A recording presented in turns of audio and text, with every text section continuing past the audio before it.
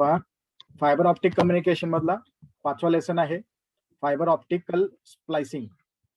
तर याच्यामध्ये ऑब्जेक्टिव्ह आहेत. At the end of this lesson you shall be able to, या धड्याच्या शेवटी तुम्हाला काय करता येईल, आपण स्प्लायसिंग परिभाषित करू शकाल, आपण स्प्लायसर सह संबंधित साधने सांगण्यास सक्षम असाल, आपण चकमक स्पष्ट करू शकाल, आपण स्प्लायसिंग मध्ये सामील असलेल्या विविध चरणांचे स्पष्टीकरण करण्यास सक्षम असाल. तर हे काय उद्दिष्टे आहेत ते आपण पूर्ण करणार आहोत या टॉपिक मध्ये. पुढे जाऊया. आता बघूया इंट्रोडक्शन.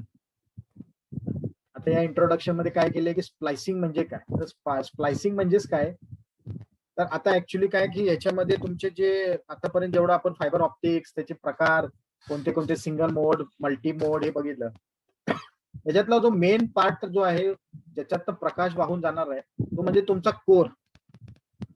जो कोर आहे जो काचेच्या साह्याने तयार केलेलं असते, ते काचेचं बनवलेलं असते. तर ते जे कोर आहे त्या कोरला दोन कोर एकमेकाला जोडण्यासाठी जी पद्धत वापरली जाते त्याला म्हणतात स्प्लायसिंग.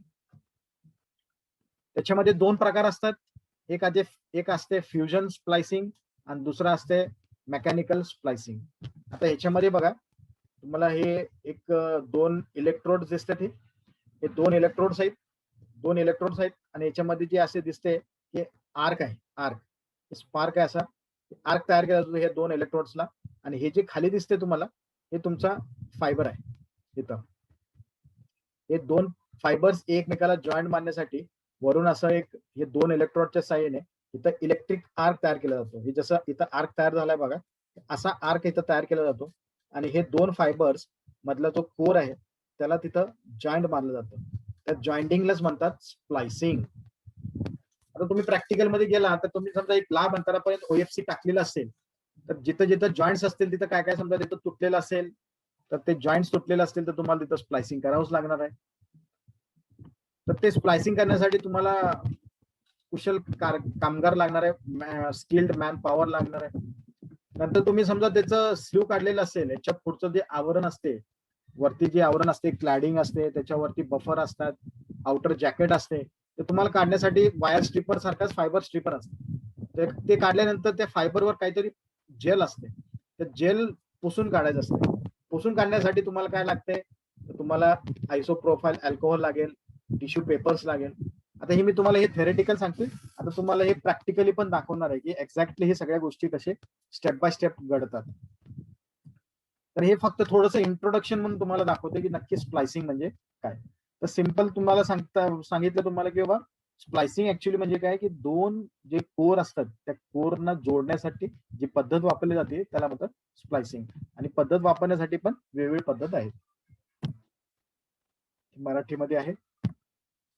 तर आता ह्याला तुम्हाला कोणत्या कोणत्या वस्तू लागतात स्प्लायसिंग साठी, तर एक तर मेन वस्तू आहे तुमचा स्प्लायसिंग मशीन. मेन वस्तू आहे स्प्लायसिंग मशीन, जो जोडायला तुमचा जो कोर जोडण्यासाठी ही स्प्लायसिंग मशीन असते. नंतर तुमचा कोर जो असतो त्याला कट करण्यासाठी हा क्लिव्हर असते, क्लिव्हर. आणि स्लू काढण्यासाठी वरचे आवरण काढण्यासाठी जसा आपला वायर स्ट्रिपर असतो तर हा फायबर स्ट्रिपर असतो, फायबर स्ट्रिपर. आता हे दोन्ही पण कशी कार्य करतात, हे कशी कार्य करतात हे सगळं तुम्हाला मी आता प्रॅक्टिकली दाखवणार आहे. नंतर हे तुम्ही बघितले असेल टिश्यू पेपर्स आणि हे आयसोप्रोफाईल अल्कोहोल. हे कशासाठी, तर तुमचा जो कोर तुम्ही ज्यावेळेला या स्ट्रिपरनं काढता नंतर हे कट करता त्यानं 90 अंशामध्ये, परफेक्ट 90 अंशामध्येच हे कट करतं. आता 90 अंशामध्येच का कट करायचं त्याला पण कारण तुम्हाला पुढे कळेलच की बाबा हे 90 अंशामध्येच ह्याचाच का वापर केला जातो. वाकडं तिकडे झालं तर काय होऊ शकतंय, तुमचं प्रॉपर स्प्लायसिंग होणार नाही, जॉईंट मारलं जाणार नाही. त्याच्यावरचं जे जेल जे आहे ते पुसून काढण्यासाठी हा आयसोप्रोफाईल अल्कोहोल. तर हे काय बेसिक गोष्टी आहेत स्प्लायसिंग करण्यासाठी, फायबर ऑप्टिक स्प्लायसिंग करण्यासाठी. आता त्या स्प्लायसिंग मशीन म्हणजे आता मी मगाशीच सांगितलं तुम्हाला या प्रत्येक पार्टचे कार्य, तर इथंच तेच दिलेलं आहे. स्प्लायसिंग मशीन काय करतं, तर ते एक विशेष मशीनचे फ्युजन तंत्र वापरून फायबर कोर जोडण्यासाठी वापरले जाते. क्लिव्हर काय करते, 90 अंशामध्ये त्याचं कटिंग करतं. वायर स्ट्रिपर जो आहे तो मल्टी पर्पज कटर, तो काय कट करतं, त्याचं आवरण काढतं ते. नंतर आयसोप्रोफाईल अल्कोहोल आणि टिश्यू पेपर काय करतं, तर त्याचं जेल जे असते ते पुसून काढतं. अशा पद्धतीने हे वेगवेगळे कार्य बघितलं. आता तुम्हाला व्हिडिओ फॉर्म मध्ये तुम्हाला दाखवतो की एक्झॅक्टली हे कसं कार्य होतं. तर या ठिकाणी बघा, तर तुम्हाला काय काय गोष्टी लागणार आहेत. तर हे तुमचा स्प्लायसिंग मशीन आहे, नंतर फायबर स्ट्रिपर आहे, काय कटर्स आहेत आणि हा तुमचा क्लिव्हर आहे 90 अंशामध्ये फायबर कट करण्यासाठी. नंतर पुसण्यासाठी काय आहेत. नंतर हे तुमचा हे ज्यावेळेला तुम्ही हे जोडणार आहात फायबर, हे फायबर केबल्स आहेत. हे फायबर केबल ज्यावेळेला तुम्ही जोडता, फ्युजन केल्यानंतर परत त्याच्यावर आवरण टाकण्यासाठी परत एक आवरण असते, प्लास्टिकचं आवरण. ते तुम्हाला पुढे दिसेलच आता कसं आवरण असते ते. आता हे पहिला स्टेप आहे की ज्याच्यामध्ये तुम्हाला हीट श्रिंक स्लीव तुम्हाला या दोन्ही किंवा एक साईडला तुम्ही टाकलं की परत तुम्हाला हे शेवटी ह्याचं कार्य होणार आहे. की कशासाठी तुम्हाला शेवटी लक्षात येईल की ज्यावेळेला ह्याचं स्प्लायसिंग होईल तर त्याच्यावर परत कोटिंग करण्यासाठी हा स्लीवचा वापर केला जातो. आता हे पहिल्यांदा टाकून घेतात स्टार्ट मध्ये, सुरुवातीलाच स्प्लायसिंग करायच्या अगोदर हा पहिल्यांदाच टाकून घेतात. हे एकदम एंड मध्ये त्याचा वापर होणार आहे. आता हा स्टेप 2 आहे, स्ट्रिपिंग द फायबर. आता फायबर स्ट्रिपरचा वापर केला जाणार आहे. आता इथं तुम्हाला काय दाखवतात की त्या फायबर मधले जे पार्ट्स आहेत, आता हे तुम्ही बघितलेलं आपलं अगोदर झालेलं आहे सगळं, कोर क्लॅडिंग हे सगळं. आता हे वेगवेगळे आकाराचे जे वायर्स आहेत हे सुद्धा इथं दाखवलेलं आहे. फायबर्स, वेगवेगळे आकाराचे फायबर, याचे माप देतील बघा. आता हे किती साईजचा आहे, हे किती साईजचा आहे, हे किती साईजचा आणि हा किती साईजचा आहे. आता ऍक्च्युली हा एक्झॅक्टली तुमचा हा कोर आहे, लक्षात घ्या. आता हा 3 mm चा आहे, हा 2 mm चा आहे आणि हा 900 मायक्रॉनचा आहे. आणि हा मेन तुमचा जो फायबर, बेअर फायबर जो आहे म्हणजे तुमचा कोर, तो हा कोर आहे, लक्षात घ्या, याच्यातला आतमधला कोर. आता हे बघा, आता ह्याच्या साह्याने हा तुमचा फायबर स्ट्रिपर आहे. पहिल्यांदा वरचा क्लॅडिंगचं आवरण काढून घेणार किंवा जॅकेटचं आवरण काढून घेणार. पहिल्यांदा वरचा आउटर जॅकेट काढून घेणार आहे आणि मग ह्याला साईज प्रमाणे इथं असे खाचे असतात. आता वरचा जो एकदम असतो तो बाहेरचा जो असतो तो एकदम बाहेरचा तो आउटर जॅकेट असते, त्याच्यासाठी वेगळी खाच असते. आणि परत खालच्या बाजूला तुमचा जो मेन कोर स्लू काढायचा असेल तर एकदम खालची खाच वापरली जाते. ते बघा कसे वापरले बघा. आता पहिल्यांदा काय करतात ते,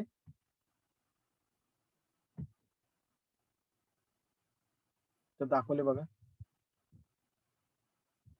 पहिल्यांदा ते काय करतात, आता ते दाखवतात तेव्हा ऍक्च्युली हे व्यवस्थित काढलं नाही तर ते प्रॉब्लेम्स काय येतात, काय कळलं, ते कट होतात, तुटतात. प्रॉपर खाच्यामध्ये तुम्ही वापरला नाही तर ते कट होऊ शकतात, तुम्ही व्यवस्थित त्याचा वापर केला नाही तर. आता बघा, बरोबर प्रॉपर खाचचा वापर करून ते बरोबर त्याचं आउटर जॅकेट जो आहे,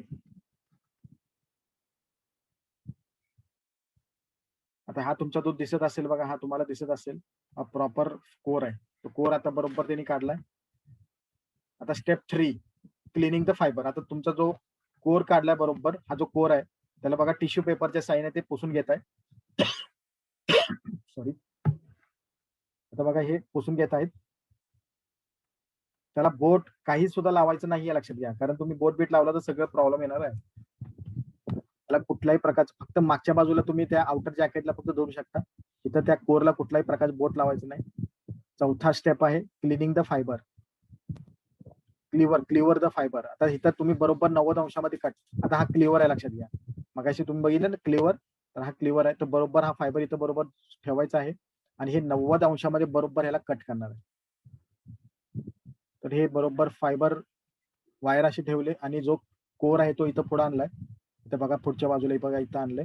आणि जेव्हा तो खाली येईल तो बरोबर 90 अंशामध्ये हे कट करणार, म्हणजे बाणच्या दिशेत दाखवते बघा, तिथं बरोबर ह्याला कट करणार. आता हे प्रेस खाली केलं की बरोबर हे 90 अंशामध्ये याला कट करणार. तर क्लिव्हरचं काम आहे कोरला कट करणे. बघा ही प्रेस करणार ते बघा, हे प्रेस केलं की बरोबर हे कट झालं बघा. इथलं जे फायबर कोर होता तो कट झाला बघा. आता हे बरोबर मापात ते कट झालेलं आहे. असं दोन्ही बाजूनं करून घ्यायचं आहे. असे 2 कोर तुम्हाला कट करून घ्यायला लागेल जॉईंट मारायला. आता स्टेप 5 युझिंग द फ्युजन स्प्लायझर. आता मेन जो फ्युजन स्प्लायझर आहे ही मशीन आहे बघा, त्याला सेटिंग असते, काय काय वेळेला ऑटो असते, डायरेक्ट तुम्ही बटन दाबले की चालू होईल. आता बघा पहिल्यांदा एक फायबर या होल्डर मध्ये बरोबर बसवतात पहा, आणि इथं तुमचे जे 2 इलेक्ट्रोड्स आहेत, मगाशी मी दाखवलं बघा 2 इलेक्ट्रोड्स बरोबर ह्या इथं, ह्याला एकदा स्टॉपर असते, तो बरोबर तुम्ही त्या खाचेत जाऊनच ती बरोबर ती जाऊन बसते. इथे एक जोडायचं आहे आणि परत इकडच्या बाजूला एक जोडायचं. आता हे प्रेस केलं, फिट झालं. आता होल्डर मध्ये तो बसलाय. आता ह्या दुसऱ्या होल्डर मधनं दुसरा फायबर आपण जॉईंट बांधणार आहे. आता बरोबर ह्याच्या इथं येणार आहे ते. तर स्टॉपर असते, तुम्हाला जास्त काय करायला लागत नाही, फक्त त्या स्टॉपर पर्यंत दाखवायला लागते. परत ह्याला प्रेस केलं होल्डरला. आता तुम्ही डायरेक्टली स्टार्ट केलं की डायरेक्ट ते फ्युजन ऑटोमॅटिकली तो चेक करून तो बघणार आहे. आता समजा याच्यामध्ये काय प्रॉब्लेम्स असतील, त्याच्यावर कुठला जेल बिल असेल, तर ऑटोमॅटिक हा रीड करून ते आपल्याला सांगतं की बाबा इथं प्रॉब्लेम्स आहे किंवा काय. आता बघा इथं तुम्हाला दिसतं इथं प्रॉब्लेम आहे, तर तो अजिबात हे दाखवत नाही. त्यावेळेला तो अजिबात फ्युजन करत नाही, म्हणजे सोल्डरिंग करत नाही, त्याला जोडत नाही, म्हणजे स्प्लायसिंग करत नाही. तो लगेच सांगते की बाबा याच्यामध्ये प्रॉब्लेम आहे. परत त्याला पुसून घ्यायला लागते, परत तुम्ही ते फायबर तिथं जॉईंट मला जोडत ठेवायचं आहे. आता हे कव्हर लावलेलं आहे त्याला, नंतर स्टार्ट केलं बघा त्यांनी. आता ते चेक करते ऑटोमॅटिक बरोबर त्याला अलाइन करते. वर खाली असेल तर तो बरोबर ते अलाइन करते, बरोबर समोर आणते. आणि जसं मगाशी स्पार्क बघितलं, त्या स्पार्क नुसार इलेक्ट्रिक स्पार्कनं तो जॉईंट मारते. आता बरोबर ते हिरवं दाखवले म्हणजे एकदम कमी लॉस दाखवते, 0.01 डीबीचा लॉस दाखवते. हिरवा आलं की बघा इथं तुमचा हिरवा आला की परफेक्ट स्प्लायसिंग झालेलं आहे. आणि किती लॉस आहे, फक्त 0.01 डीबीचाच लॉस दाखवलेला आहे, म्हणजे काहीच लॉस नाही, जवळपास काहीच लॉस नाही. ज्यावेळेला असा येईल त्यावेळेला तुमचा व्यवस्थित स्प्लायसिंग झालेला आहे. पण तो काय काय वेळेला काय होते, असं पण येतं रेड, म्हणजे व्यवस्थित स्प्लायसिंग झालेलं नाही. बघा वाकडं तिकडे दिसतंय, लॉस किती आहे बघा, 0.30 डीबी. हे इथं पण दिसते तुम्हाला बघा, ही कशामुळे होते, हे कशामुळे होते ते पण तुम्हाला थोडं दिसेलच. म्हणजे क्लिव्हरनं व्यवस्थित कट केलेलं नसेल 90 अंशामध्ये. आता ही परफेक्ट ही झालेली बघा स्प्लायसिंग, काहीच लॉस नाहीये. आता इथं तुम्हाला काय दिसते बघा, की इथं फायबर कोर मध्ये काही प्रॉब्लेम दिसतात. असे काय चित्र दाखवले जातात बघा. आता तुम्हाला हे बघा, इथं कटिंग व्यवस्थित कट केलेलं नाहीये, त्या क्लिव्हरने व्यवस्थित कट केले नाही. आता हे बघा इथं 4 चित्र दिसतात बघा, हे तुमचा व्यवस्थित आहे, पण तो इथं प्रॉब्लेम आहे, व्यवस्थित कट झालेला नाही. इथं सुद्धा प्रॉब्लेम आहे, तुमचा जो कोर आहे व्यवस्थित कट झालेला नाही. आणि इथं सुद्धा बघा वाकडे तिकडे कट झाले, म्हणजे तुमचा जो क्लिव्हर आहे तो क्लिव्हरने व्यवस्थित 90 अंशामध्ये कट केलेला नाही. बरोबर हेच फक्त 90 अंशामध्ये कट झाले, म्हणजेच तो बरोबर एकमेकाला ते थोडं जॉईंट मारू शकतात. पण तो इथं काय होते, प्रॉब्लेम आहे, इथं तिरका अर्ध आहे, इथं सुद्धा तिरका आहे, इथं सुद्धा जरा उबड धाबड आहे. तर हे व्यवस्थित कट झालेले नाहीत. तर हा प्रॉब्लेम सगळा क्लिव्हरचा आहे, लक्षात घ्या, कटिंग व्यवस्थित झालेलं नाही.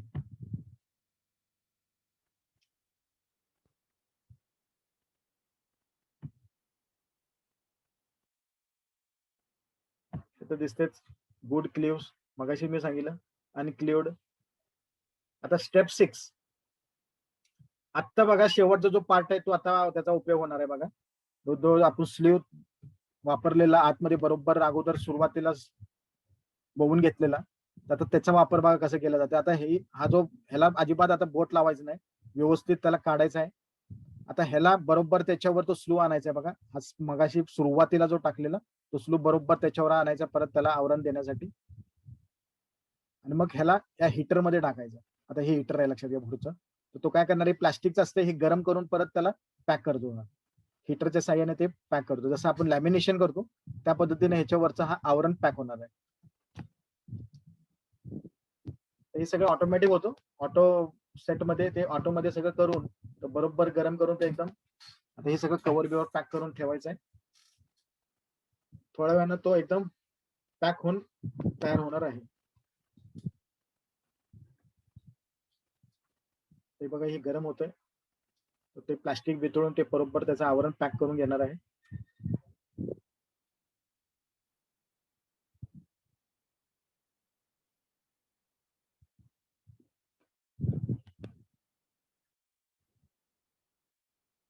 नंतर हे तुम्ही पुढं हे काढल्यानंतर आता ह्याच्यावर परत एक्स्ट्रा तुम्ही ह्याला पॅक करण्यासाठी परत तुम्ही एक्स्ट्रा कव्हरिंग देऊ शकता त्याला. आता हे तुमचं फायनल स्प्लायसिंग झालेलं आहे. कोणत्याही प्रकारचा आतमध्ये तुम्हाला बबल्स दिसत नसतील, आतमध्ये कोणत्याही प्रकारचं तुम्हाला बबल दिसणार नाहीये. आता हे ह्याला अजून परत आवरण देण्यासाठी तुम्ही मोठे मोठ्या ट्रेस मध्ये तुम्ही ह्याला ठेवून परत त्याला अशा ट्रेस मध्ये ठेवून तुम्ही प्रोटेक्शन देऊ शकता. अशा पद्धतीने तुमचा फ्युजन स्प्लायसिंग. तुमच्या लक्षात आलं असेल फ्युजन स्प्लायसिंग म्हणजे काय. दुसरा प्रकार आहे मेकॅनिकल स्प्लायसिंग.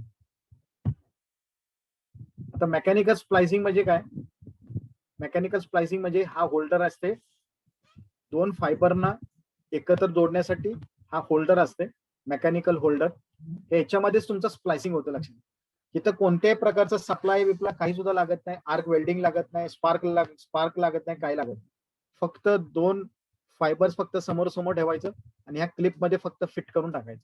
तर हे कसं केलं जातं, सेम त्याच पद्धतीनं आपल्या फ्युजन स्प्लायसिंग मध्ये जसं आता मगाशी तुम्ही बघितलं, फ्युजन स्प्लायसिंग मध्ये जसं केलं जातं सेम तसंच आवरण काढायचं आहे, साफ करायचं आहे आणि फक्त ह्याच्यामध्ये स्प्लायसरच्या ऐवजी, स्प्लायसिंग मशीनच्या ऐवजी इथं फक्त हे मेकॅनिकल होल्डर आहे बघा. पहा, आता हा होल्डर आहे, तो होल्डर फक्त इथं या ठिकाणी ठेवलेला आहे. आता त्या होल्डर मध्ये फक्त दोन्ही साईडनं फायबर्स, आता हे पहिल्यांदा त्याचा फायबर स्ट्रिपरनं कोर काढायचा आहे.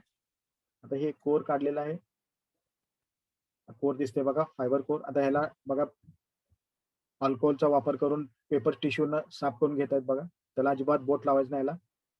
आता हा क्लिव्हर आहे बघा, ह्याला कट करून घ्यायचा 90 अंशामध्ये. क्लिव्हरनं व्यवस्थित कट करून घेणे बघा. हे होल्डरला लावलेलं आहे आणि हे प्रेस करणार. प्रेस केलं की बरोबर ते कट झालं बघा, बरोबर कट झालं. आता हे फक्त इथं आतमध्ये ठेवायचं, याच्यामध्ये फक्त इथं ठेवायचं. इथं कुठलाही सप्लाय विप्ला कुठला प्रकार नाही, इथं सप्लाय विप्ला काहीच द्यायचं नाही याला. हे परत दुसरा फायबर घेतला पहा, ह्याला परत फायबर स्ट्रिपरनं त्याचा कोर काढलाय पहा. कोर काढल्यानंतर परत तीच पद्धत साफ करणे. पहिलं हे साफ करायचंच, याच्यावर काहीतरी जेल असतंच लागेल, त्याला जेल साफ करायचंय. परत त्याला क्लिव्हरनं कट करून घ्यायचंय. बघा कट करून घेतात 90 अंशामध्ये बरोबर ते कट करून घेतात. आणि बघा आता हे परत दुसऱ्या बाजूने असं व्यवस्थित त्याला आतमध्ये ठेवायचं आहे. आता इथं सुद्धा स्टॉपर असते, बरोबर ते जाणार आहे, पण तो हे बरोबर ते बसले का नाही, बरोबर लाईट प्रकाश बाहेर येते का नाही, तर त्याच्यासाठी परत इथं एक मीटर जो वापरलेला आहे, लेझर बीम वापरलेला आहे, की लेझरनं तो चेक पण करता येते. तर या ठिकाणी बघा एक त्यांनी मशीन वापरलेलं आहे, की तुम्ही याच्यातनं प्रकाश सोडायचा आहे, की याच्यातनं तो लाईट बरोबर ह्याच्यातनं पास होते का नाही ते तुम्ही चेक करून मग ते फायनल फिटिंग करायचं याचं. याचं फिटिंग करण्यासाठी काही सुद्धा नाही, नुसतं हे होल्डर फक्त टाईट करायचं. आता बघा इथं प्रकाश सोडतेत बघा, ते इथं तुम्हाला दिसते बघा प्रकाश. आता हे बरोबर फायबर समोर समोर आले की नाही ते चेक करण्यासाठी फक्त ते वायर थोडंसं इकडे तिकडे करतात बघा, आणि बरोबर तो प्रकाश तुम्हाला दुसऱ्या साईडनं बघा परफेक्ट बाहेर आलेलं दिसते बघा. हे बघा इथं कुठल्याही प्रकारचा तिथं सप्लाय वापरलेला नाही, नुसतं प्रेस केला बघा, संपलं. हा झाला तुमचा मेकॅनिकल स्प्लायसिंग. झालं, फायनल स्प्लायसिंग झालेलं आहे. हा स्प्लायसिंग तुमचा परफेक्ट झालेला आहे, त्याला म्हणतात मेकॅनिकल स्प्लायसिंग. हे झालं तुमचं फायनल स्प्लायसिंग. अशा पद्धतीने हा मेकॅनिकल स्प्लायसिंग. तर दोन पद्धतीचं बघितलं, फ्युजन स्प्लायसिंग आणि मेकॅनिकल स्प्लायसिंग. तर mechanical splicing versus fusion splicing. तर मेकॅनिकल स्प्लायसिंग म्हणजे काय. Mechanical splices are simply alignment devices designed to hold the two fiber ends in a precisely aligned position, thus enabling light to pass from one fiber into the other. आता हे बघितलं मगाशी, तर त्याचा loss किती असते, 0.3 dB पर्यंत loss असते. पण तो फ्युजन स्प्लायसिंगला डॉट लॉस किती आहे, 0.1 dB. म्हणजे इथं तुम्हाला लॉस जास्त मिळते, इथं लॉस कमी मिळते. कारण इथं तुम्हाला थोडं तरी गॅप राहणारच आहे, कारण तुमचा एक वायर तयार होणार नाहीये. इथं तुम्ही बघितलं, आता हा फायबर एक आहे आणि हा इकडून एक फायबर आहे. इथं जो तुमचं हे दिसते हे तुम्हाला गॅप तसं राहणारच आहे. पण तो इथं तुमचा गॅप बीप काय राहत नाही. हे डायरेक्टली तुमचा जो हा जो भाग आहे, ते दोन फायबर्स तुमच्या फ्युजन मध्ये डायरेक्ट शोल्डरिंग केल्यासारखं हा टोटली एक अखंड फायबर तयार होणार, अखंड. इथं तुमची अखंड फायबर तयार होत नाही, फक्त तुम्ही ठेवताय समोरासमोर मेकॅनिकल मध्ये. त्याच्यामुळे काय होते, थोडंसं तुम्हाला तिथं लॉस सहन करावं लागते. 0.3 डीबी मेकॅनिकल मध्ये, त्याच्यामध्ये 0.1 डीबी फ्युजन स्प्लायसिंग मध्ये. पण तुम्ही दोन्ही मध्ये कम्पेअर केलं तर याच्यामध्ये कोणती पद्धत चांगली आहे? तर हे इंग्लिश मध्ये आहे, हे मराठीत आहे. आता हे व्हॉट मेथड इज बेटर, कोणती पद्धत चांगली आहे? तर एकापेक्षा दुसरी पद्धत निवडण्याचे उद्दिष्ट विशिष्ट कारण म्हणजे अर्थव्यवस्था, म्हणजे फायनान्शियली कोणता वापरणार. तर मेकॅनिकल स्प्लायसिंग प्रारंभिक गुंतवणूक कमी असते, तर सुरुवातीला त्याची किंमत कमी असते, परंतु प्रत्येक स्प्लाइस साठी तुम्हाला जास्त खर्च येतो. प्रत्येक म्हणजे ते स्प्लाइस करण्यासाठी तुम्हाला तो खर्च येणारच आहे. आणि फ्युजन साठी तुम्हाला एकदाच खर्च होणार. प्रत्येक कमीत कमी असेल तरी प्रारंभिक गुंतवणूक जास्त आहे. सुरुवातीला तुम्हाला खर्च तुमचा जास्त आहे, कारण इथं समजा 5 ते 10,000 रुपयात मेकॅनिकल स्प्लायसिंग होईल. तुम्हाला इथं लक्षात घ्या, एकदाच खरेदी करायचं असेल तरी ते एकदा खरेदी केलेलं जे मशीन आहे, तुम्हाला कमीत कमी 3 लाखाचं मशीन घ्यावं लागतं स्प्लायसिंग मशीन फ्युजिंग साठी. आपल्या मशीन साठी प्रत्येक अधिक पेमेंट करावे तितके अचूक संरेखन आवश्यक आहे.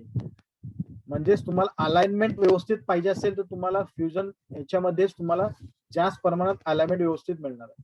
भले तुमचा मेकॅनिकल फ्युजिंग स्प्लायसिंग मध्ये तुम्हाला कमी खर्चात स्प्लायसिंग होणार आहे, पण तो अलाइनमेंट त्या ठिकाणी व्यवस्थित होणार नाही. चांगला अलाइनमेंट आणि चांगली स्प्लायसिंग म्हणजेच तुमचा फ्युजिंग स्प्लायसिंग मध्ये वापरलं जाणार आहे.